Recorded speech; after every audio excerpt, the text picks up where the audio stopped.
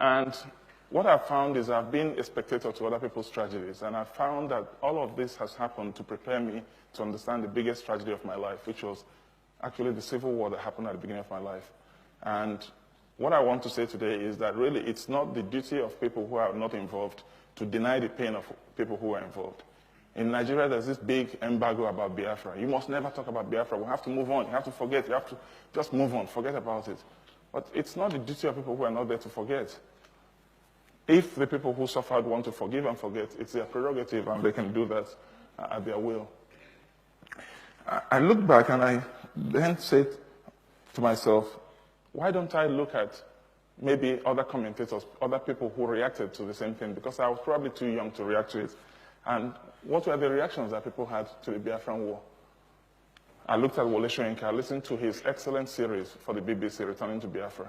And of course, I thought about what happened to him. He was in London minding his business when the Biafran War was about to break. He volunteered to go in there, flew into Nigeria, went to Biafra at great risk to himself. Of course, he was arrested and jailed and almost shot many times in Biafra for his troubles. And by the time he was released with a message for the Nigerian side, he came to Nigeria. And what did they do? They arrested him and put him in jail for another 2 years and 4 months. And so when somebody like that talks about the Biafra War, I want to sit up and listen. If somebody is sitting in comfort and maybe reading about it in papers, his views might not mean as much to me as to what Wole Soyinka has to say about the war. Well, Steve Jobs. Has anybody read his autobiography?